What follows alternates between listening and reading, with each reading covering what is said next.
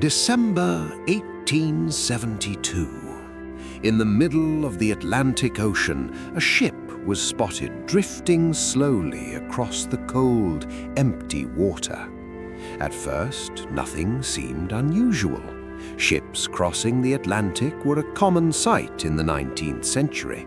But as another vessel approached, the sailors watching from the deck began to notice something strange. The ship moved awkwardly with the wind, almost as if no one was controlling it. Signals were sent, no response. The vessel remained silent. The ship that discovered it was called the Dei Gracia. Its crew had been sailing across the Atlantic when they noticed the strange movement on the horizon. Curious and cautious, the captain ordered the ship to move closer.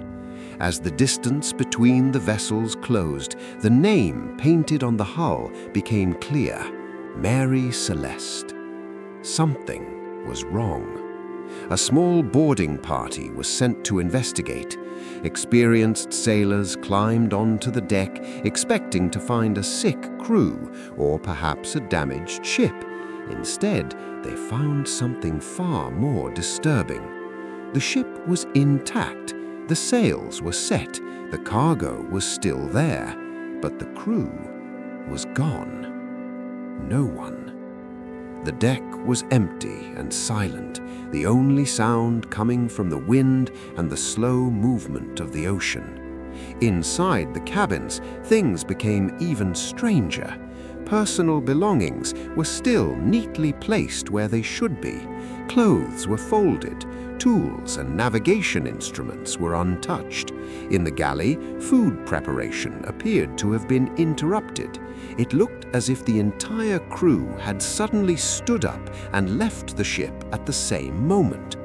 But why would experienced sailors abandon a perfectly functional vessel in the middle of the Atlantic Ocean?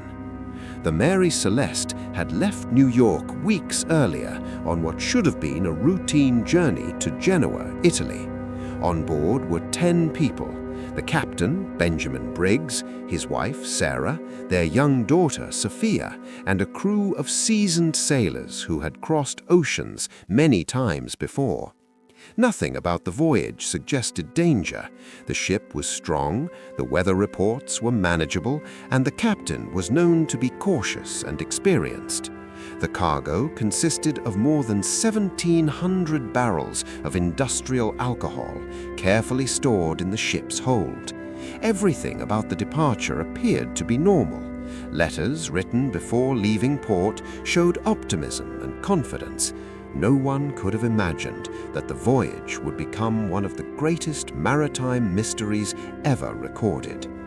When the boarding crew from the Dei Gracia continued their inspection, they noticed a few unsettling details. The lifeboat was missing. Some navigation equipment had disappeared as well, but the ship itself was still seaworthy. There was some water in the hold, but not nearly enough to sink a vessel of that size. The sails were partially set, and the hull showed no major damage. It was as if the crew had abandoned the ship in a hurry, yet there were no clear signs of panic or struggle. The discovery quickly became international news once the ship reached port. Authorities launched an investigation, but answers were hard to find. Several theories began to circulate. One of the earliest suspicions was piracy, but pirates usually leave clear signs of violence or theft.